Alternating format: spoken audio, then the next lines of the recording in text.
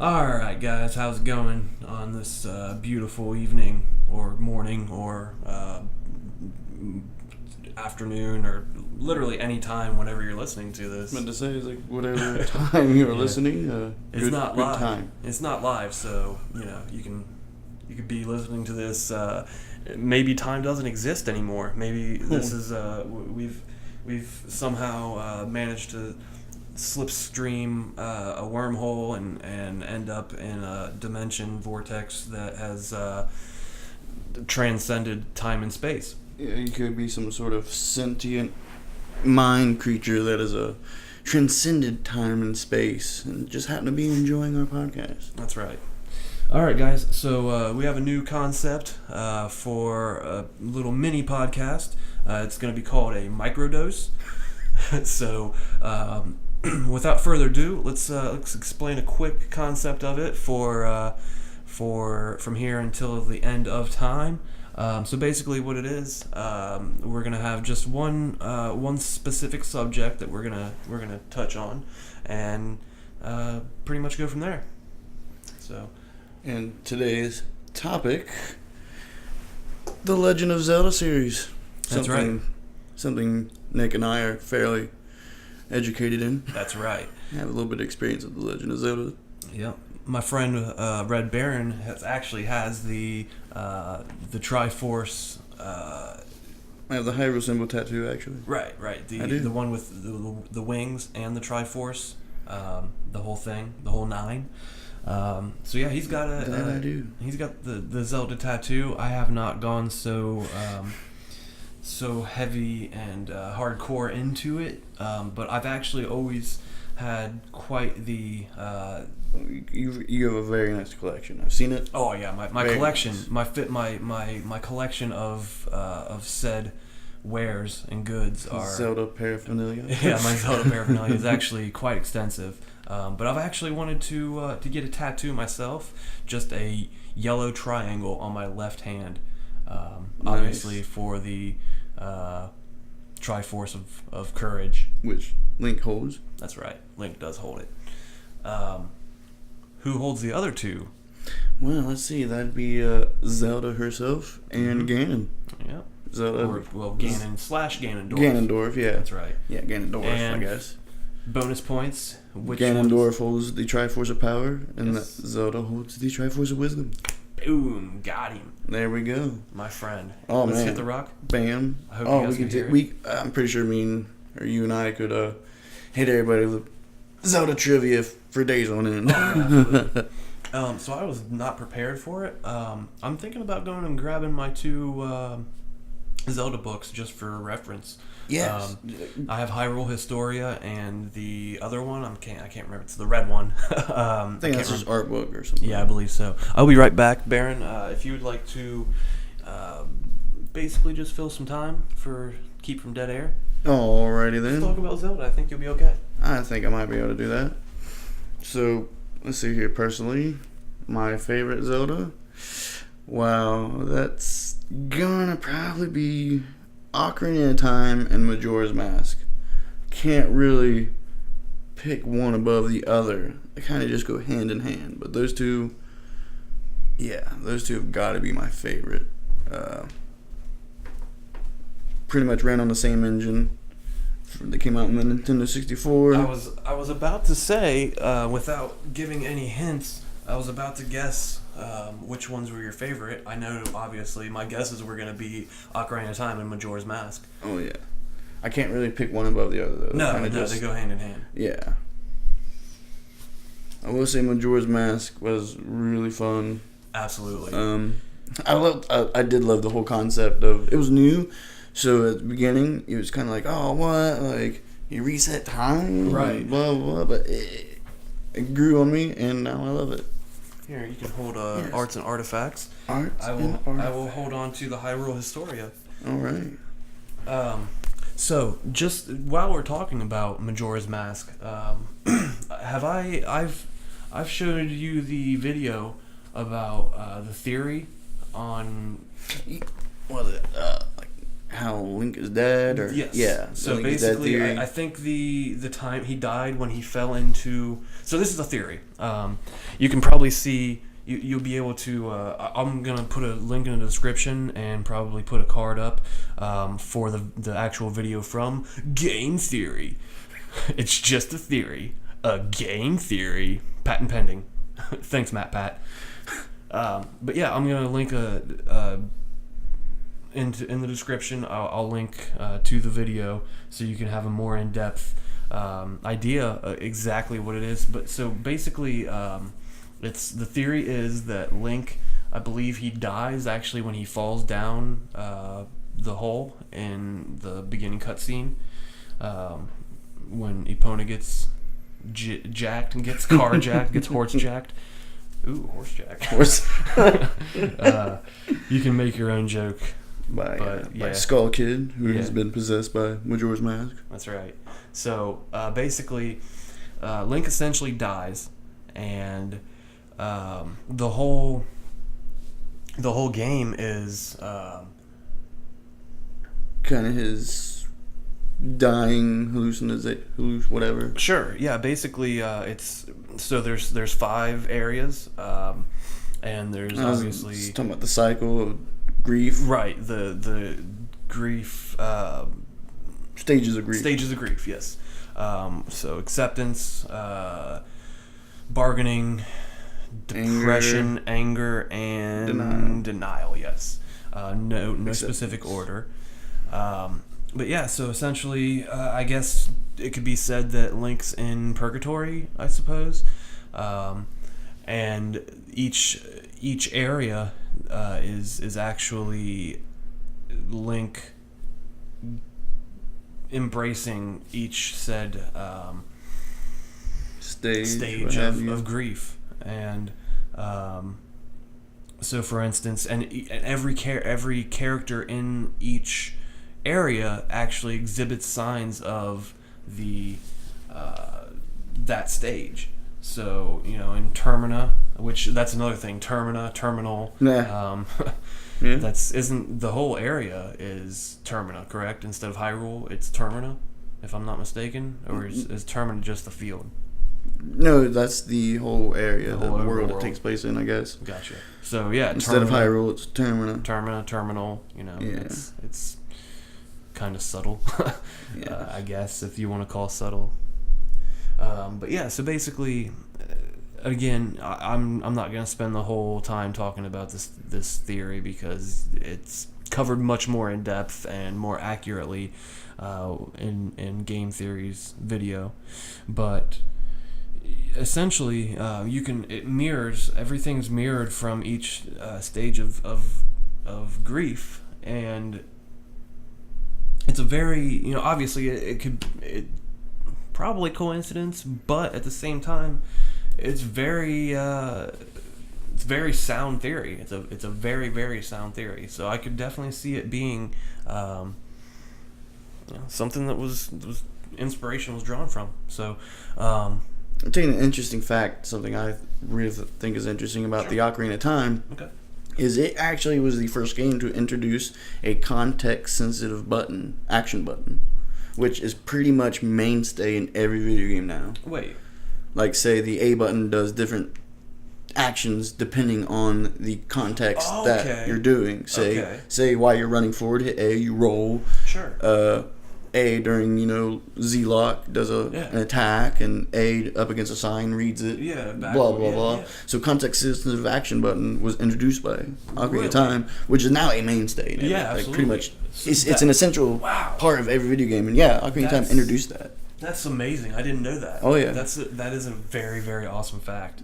Yeah. That's really cool. That's pretty neat. Yeah, it introduced the context sensitive action button. Man, that's so cool. Think about every video game now has a context sensitive action button. Absolutely. So that's very neat. Yeah, I'm glad you just told me that. I never knew that. I just always thought that was cool because it's just one of those features that now it's like, well, you don't even think twice about it. It goes without saying that that's going to be. So that's something they introduced, that's crazy. That is. Oh yeah. Also, the first full 3D rendered Zelda. Yes. So And you gotta think at this time, day and age of video games, 3D is brand new. Like, it's brand new. Like, so. 99, right? I do believe Or it came out 97. 97. Yes, it was introduced. Or, you know Majora's what? No, Mask, you know what? 98. It was introduced in 98. 98. Yes. Gotcha. Yes, it was. Majora's Mask, I do believe, came out in 2000. Yes, I think you are correct. 2 years. So,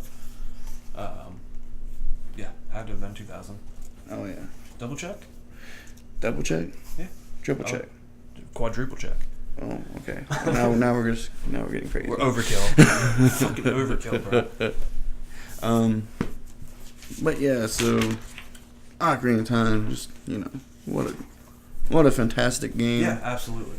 I mean, fills me full of nostalgia when I think about it. There is a reason why it's rated, in most best video games ever it's lists. Definitely in that list. It's why there's a reason why it's normally number one, but in pretty much every top 5. Yeah. Because it's fantastic. It's phenomenal. Yeah.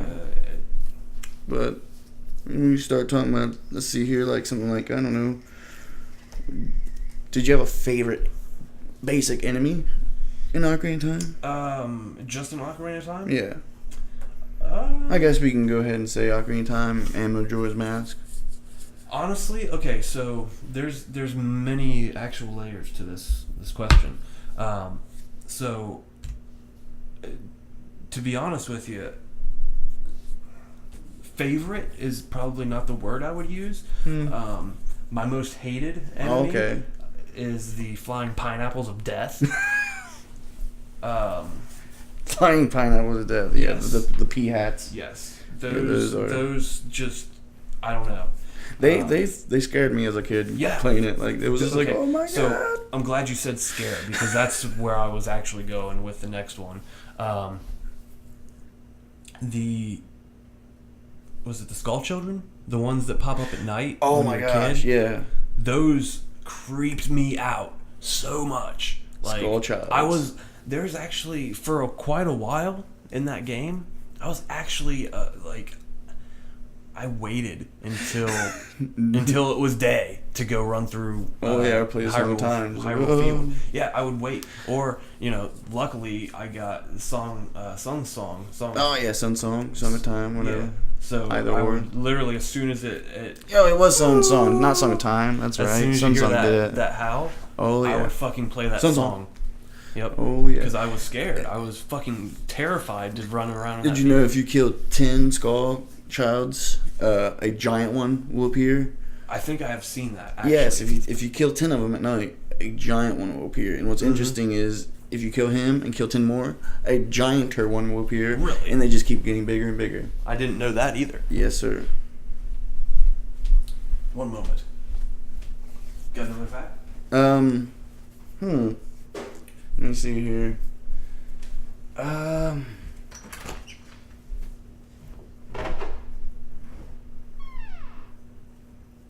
The jumping forward slash with a Deku stick is actually the most powerful attack in the game. Yes. Crouch stab is the second most powerful. And there was all sorts of mysteries, and I just loved it growing up playing it. There were so many mysteries surrounding the game. Yes. Tilted cartridge glitch and all sorts of stuff. I don't know. There's just, like I said, I'd go for days talking about Ocarina of Time and Majora's Mask. Just with Ocarina of Time, And then you have the whole series. Yeah, absolutely. I guess starting with the original. Yeah. Obviously. So, I'm not going to lie. The very first Zelda... So, I didn't have a Nintendo when I was growing up. An original Nintendo NES. My first system that we had was the Super Nintendo. So, I actually missed out on the original Zelda. And Zelda Link's Adventure. Yeah, the second one, too. which was... It was different, but very it was different. still cool. Yeah, still like and I've gone back and played them now, obviously. But I believe the first Zelda game I ever played was Link's Awakening for Game Boy. Yes, I love that. And then I played A Link to the Past, I think is how it went. I do believe the first game I played was Link to the Past and then Link's Awakening. Mm-hmm.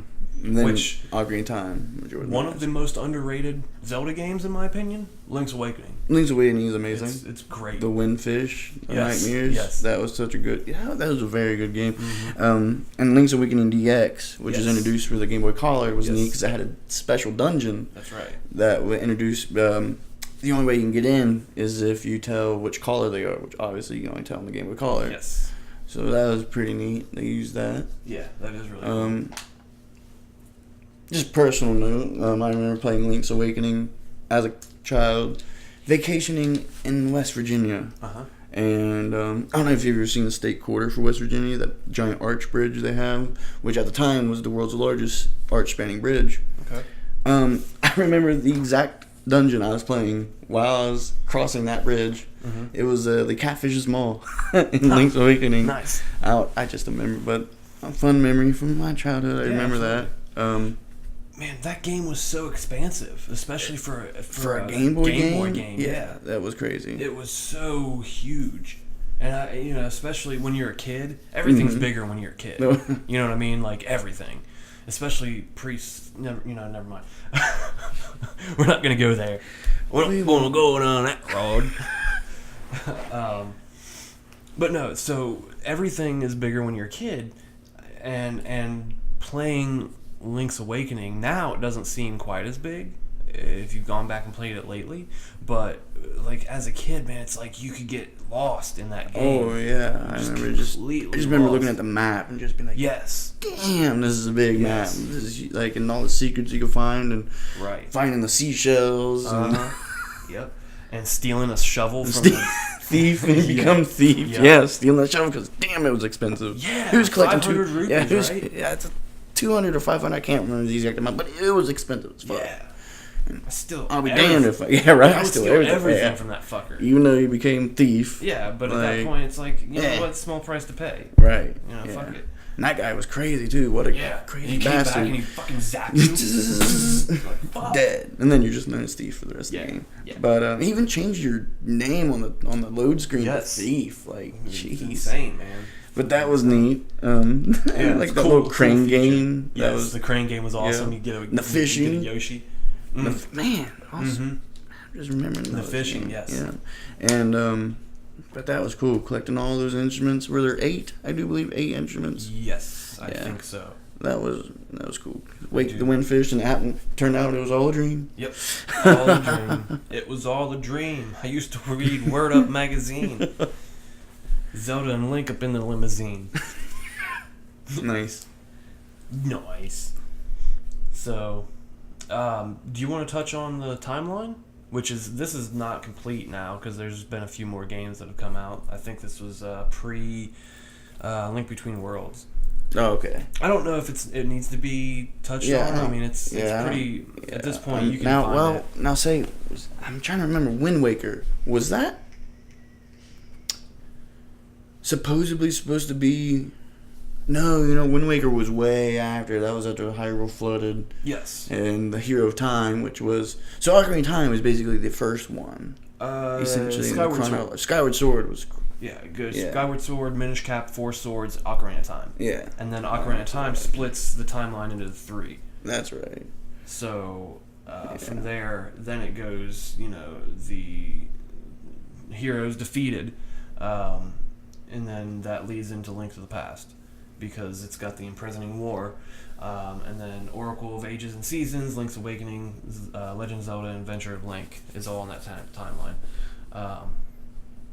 So, not to get too in-depth on the actual timeline, but the thing that I like, so you have to imagine, games were very less narrative-driven at that, when Zelda first came out. There was no need for a narrative in video games. It was a different time. It was unnecessary. And I mean, if you look at all kinds of Nintendo games, the plot, the narrative in those games was either completely non-existent or secondary. It's not important. I would argue basically in the late 90s is kind of when stories in a video game was taken off and becoming more important. More so probably because of this extra storage, definitely. The ability to tell stories. Yeah. You got to think, so like, Sony, the PlayStations, Dreamcast, 64, those all had, obviously it's 3D. I was about to say, you're just talking about narrative and stuff. Like, it's not Zelda, but Final Fantasy VIII, or Final Fantasy VII even, let's say.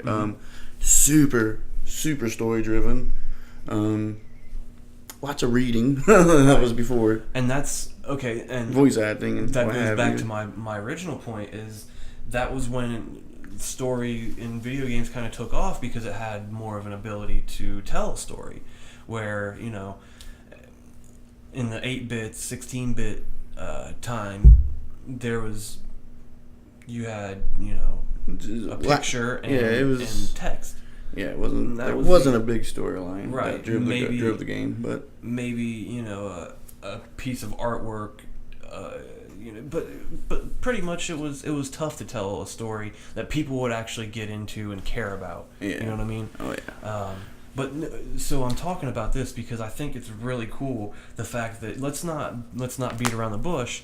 Obviously, they went through and made this timeline that was not thought of, obviously, when they first started making Zelda. It wasn't even thought of probably until roughly when this book came out. So yeah, exactly.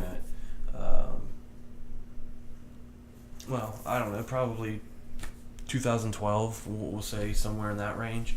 It was probably not until around 2010, we'll just say, for lack of knowing exact dates, that was probably when they started actually getting an idea to make a timeline out of it. But to go back and actually fit all of these games into this timeline, I think is a really cool addition. It doesn't need to be done. It was unnecessary. Obviously, hence the name, The Legend of Zelda. You know what I mean? Like, it's a legend that speaks for itself. At that point, you don't need it. Had such a fan base. That was the only reason they even wanted to create something exactly. like that. I think it was really cool, the idea behind, so it came out, this book came out in Skyward Sword, which was 2011, I think? 2010? We'll sure. say that was pretty much on the money. Well, it was, because this came out right after or right before. I think it was right, almost the same time. I think it came out in tandem with Skyward Sword. But like I said, I think it speaks volumes into the planning and the idea of, hey, let's sit down and make an official timeline for these games and fit them in to each timeline. And I think it works. It definitely works. The overarching story, if you actually go and look at all of the narratives for each game, which, like I said, they're especially the earlier games, there's very, very little narrative behind many of the older games, and even so, the story stays essentially the same through most of the games, with a few plot similar differences in each game, but obviously most, by and large, of Zelda, it's wake up, save the princess. You know what I mean? Become a stronger hero. To boil it down into simplistic, lowest common denominator.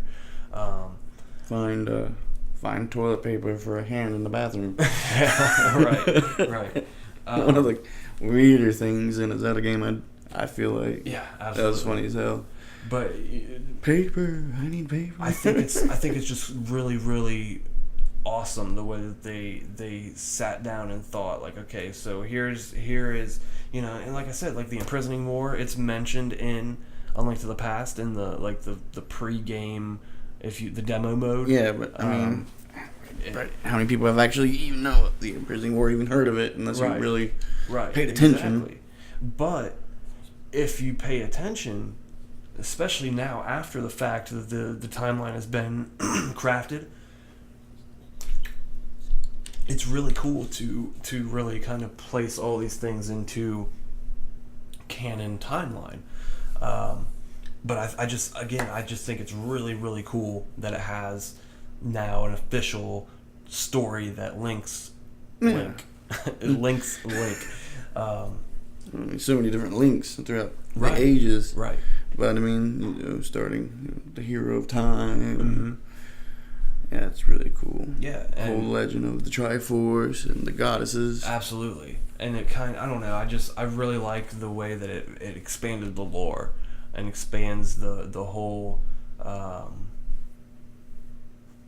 the whole narrative world. story-driven world. Yeah. It just, I think it's amazing. There's,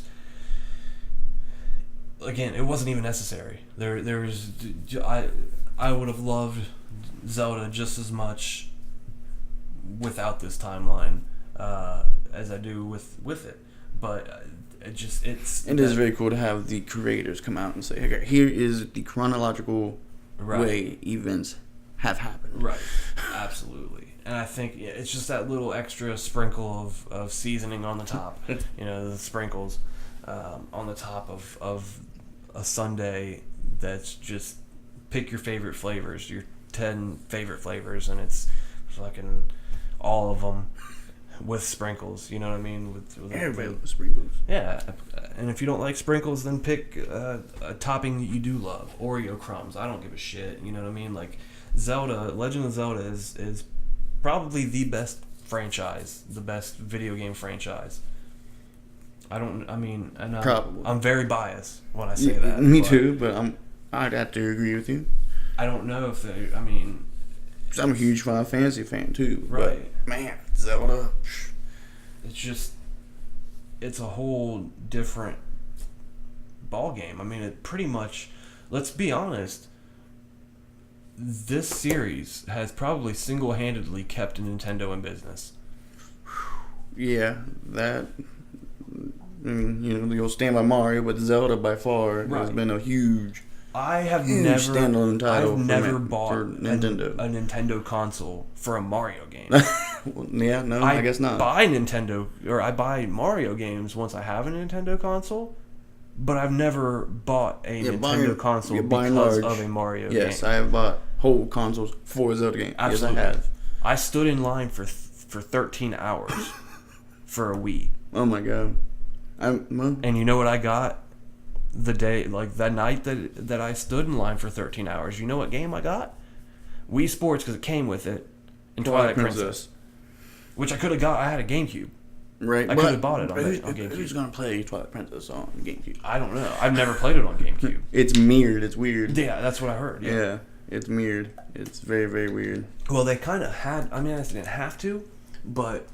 The whole reason they did that was because the Wii. Yes, the Wiimote. When you swing it, because Link is left-handed. Yeah, Link's always left-handed, except there's two exceptions: Twilight Princess and Skyward Sword. Yep. And most people are right-handed. Obviously, there's more right-handed people in the world than there are left-handed. So to correct that. They had to put the left-handed. Yeah, they had to put a sword in the right hand. Right, absolutely. Which, by the way, Skyward Sword, that added such a new dynamic of gameplay with, because obviously Twilight Princess, you just shake, you just shake the remote, and it swung the sword, which was cool. Skyward Sword actually had directional. Right, you had to plan your attack running up to an enemy. You had the Deku. It would open its trap. Vertical or horizontal slash. You had to, okay, well, I'm going to run up to this enemy and I'm slicing horizontally to kill it. I thought that was a really amazing dynamic. Skyward Sword is really cool. So yeah, I mean, I think, I don't know, there's so many innovations with Zelda that it can't be understated. I don't believe that they've innovated so many things in video games. Like I said, the whole context sensitive action button. Right. That's just cool. Innovation, And I think they introduced well, I guess it was new to 3D, so I don't know if they introduced it, but I know that the targeting system, the Z targeting system, which is now a mainstay. And Yeah. it's not the targeting system, Right. but a targeting system in targeting general. system. Yes. Of course. Yes. Yeah, that's, again, and I just, people will buy an entire console for Zelda. I've seen it happen numerous times, and that just goes to show you the power. Again, like, I think this franchise, this series, is solely responsible for keeping Nintendo in the business of making consoles. Could very well be true. Now, Probably is true. Yeah, I mean, I'm given. Okay, so the GameCube was kind of, Nintendo 64 was I mean, it pretty much, they were firing on all cylinders during the time that the 64 came out. Obviously you had 64 and PlayStation. Those were your two. I can speak for Dreamcast. Whatever. But that was kind of an oddity. You've normally got. Yeah, I mean, before Microsoft made Xbox, it was PlayStation, Nintendo. Nintendo. And even so, you pretty much had two options, and it's kind of stayed this way for the most part, and we'll get into it. But you had Genesis or Super Nintendo. Yeah. And Sega kind of went downhill a little bit, and Sony stepped up and took its place. So that's why, you got the Dreamcast, kind of was a strange thing, but you had the 64 and you had the PlayStation. And then from there, Microsoft was there, they kind of threw their hat into the ring. And then you had PS2 and Xbox and a GameCube. But the GameCube was kind of started taking that back seat into the area of the Dreamcast. And that spelled certain disaster, possibly, for Nintendo, I think. Also, you have to realize that the Wind Waker was the only original GameCube Zelda title, and it was kind of poorly received at first, if you remember. I don't know if you No, recall. I do recall it being it relatively poorly received. When it first came out, and I didn't quite care for it, honestly. I had to go back and replay it. Actually, on the Wii U, I had the HD version. Oh, okay. I went back and replayed it, and I found a new appreciation for it. Yeah. But when I didn't like the cell-shaded graphics. No. Especially after too much water travel. Right. It was water so monotonous. It was too much. And so the cell-shaded graphics, they looked gorgeous, but it wasn't what I hoped for. So much of me was like, after coming off the heels of Ocarina of Time and Majora's Mask, you wanted a realistic looking. Right, Because at the time, the graphics, you were like, Zelda has always looked cartoony up until 64 came out, and it was like, what the hell? This blew my mind, seeing Legend of Zelda look so fantastic. Because at the time, exactly, you look at it now, it's like, okay, this looks like shit. But at the time, it's pixelated. You know what I mean? The Great Fairy's triangle titties. You know what I mean? Like, seriously, it looks. But at the time, for the console itself, the graphics were amazing. Yes. So when the GameCube comes out with these, you would hope, you hope so. Like I did, I hoped so badly for just a realistic, looking Zelda, and then this Wind Waker comes out and it's cell shaded, and that's that's the original. What is going on? Graphics don't necessarily make a video game. Oh, you know what I mean? Like you don't need great graphics, but they are a draw.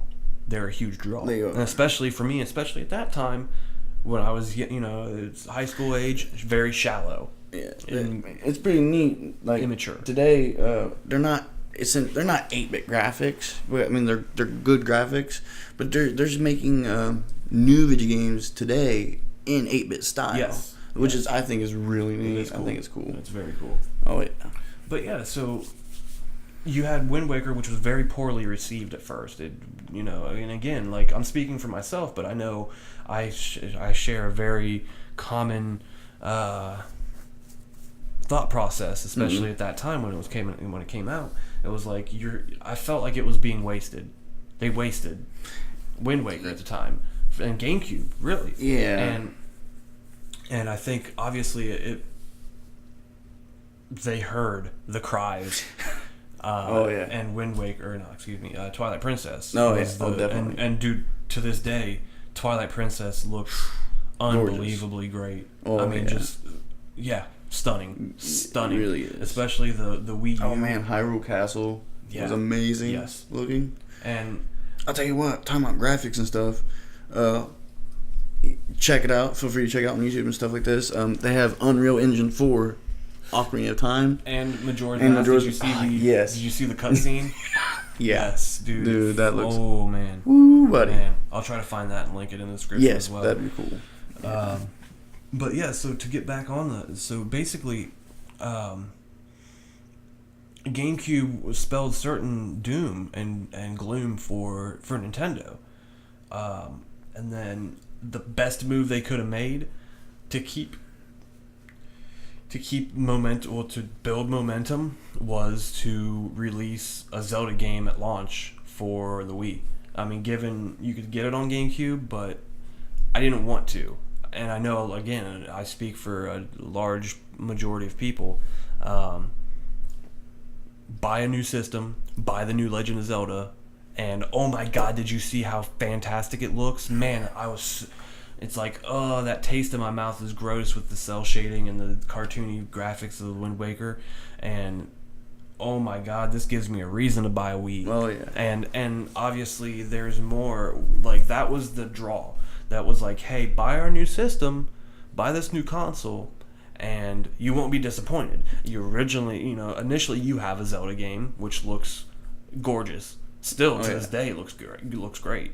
I mean, especially the HD version of that. It looks I bought many. So good. Well, I haven't bought a Switch yet, but the reason I will buy a Switch is because of Breath of the Wild. Yeah. Exactly. Will be the reason. And so far I've bought 2 consoles just for the purpose of like Wii, Twilight Princess. Exactly. Bought a 3DS just for Ocarina of Time and Majora's Mask 3D. And then also Link Between Worlds. Have you played it? Yeah, I was about to say that. And that's dude.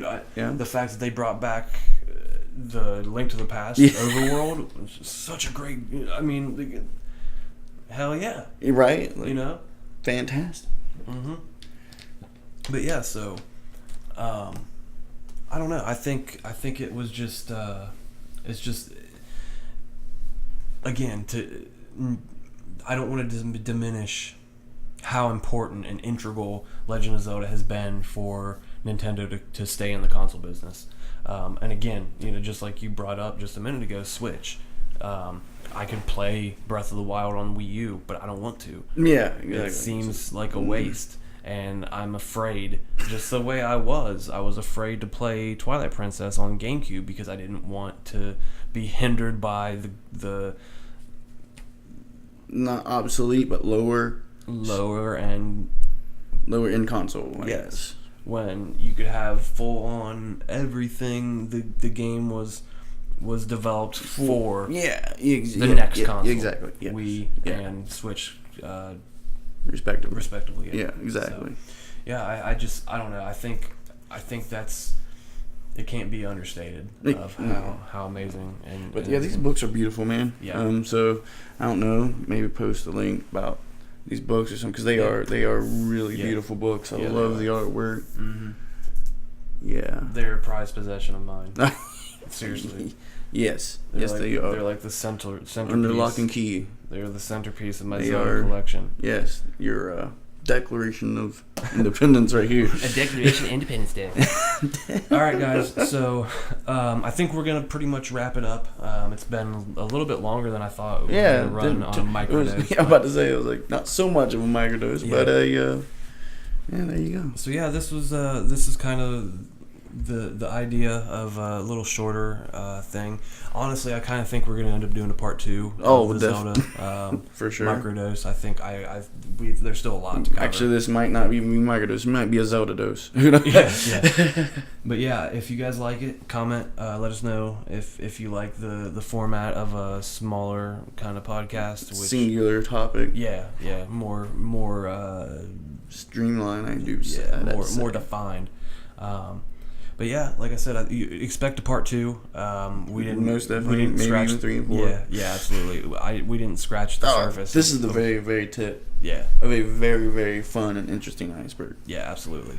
So, all right, guys. I hope you guys had fun, and I know I did. I actually had a blast just talking about Zelda all day, man. Yeah, we could literally do this for hours upon hours upon hours, which will probably end up happening. So yes, it will. Be looking in the future for this, and I hope you guys have fun. Auf Wiedersehen. Peace.